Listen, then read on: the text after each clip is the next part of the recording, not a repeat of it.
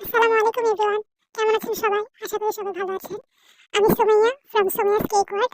আজকে আমি আপনাদের সাথে শেয়ার করব একটি ভাইরাল মিওনিজ রেসিপি।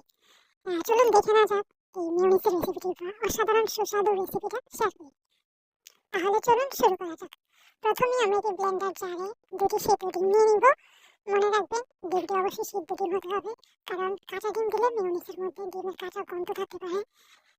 তারপর আমরা এখানে অ্যাড করব 3 টেবিল চামচ গুঁড়ো দুধ। গুঁড়ো দুধটা দিলে কালারটা খুব সুন্দর আসে। তারপর আমরা এখানে দুটো রসুন কুচি দিয়ে দিব। তারপর এখানে অ্যাড করব 2 টেবিল চামচ হোয়াইট ভিনেগার। আপনারা হোয়াইট ভিনেগার না থাকলে লেবু অ্যাড করতে পারেন।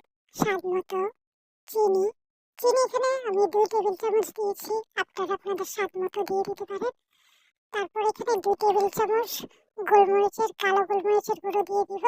ঝালটা আপনারা আপনাদের স্বাদ মতো দিতে পারেন। তারপর স্বাদ মতো লবণ দিয়ে দিব। এরপর এখানে আমি 1 টেবিল চামচ তেল দিয়েছি। আমি এখানে 2 টেবিল চামচ তেল নিয়েছি, এর মধ্যে 1 টেবিল চামচ তেল এখানে অ্যাড করলাম। বাকি তেলটুকু আমি পরে অ্যাড করব। এই সবগুলো একসাথে আমি ব্লেন্ডারে ব্লেন্ড করে নিব। আবার আমি বেঁচে থাকা তেলটা দিব। তেলটা ঢেলে দিয়ে তারপর আবার ব্লেন্ড করে নিব, ভালোভাবে ব্লেন্ড করে নিব। দুবার ব্লেন্ড করার পরে আমার মিওনিজটা অনেক পাতলা হয়েছে। তো দেখতেই পাচ্ছেন আমার মিওনিজটা কত সুন্দর লোভনীয় হয়েছে। দেখতে যেমন লোভনীয়, খেতে মাশাআল্লাহ অনেক সুস্বাদু হয়েছে। আপনারা বাসায় একবার হলেও ট্রাই করবেন। আমার ফ্যামিলি মেম্বাররা খেতে একদম ফিদা হয়ে গেছে। আমি মিওনিজটা ফ্রেঞ্চ ফ্রাইয়ের সাথে সার্ভ করেছিলাম। আমার ভিডিওগুলো ভালো লাগলে লাইক কমেন্ট শেয়ার করবেন।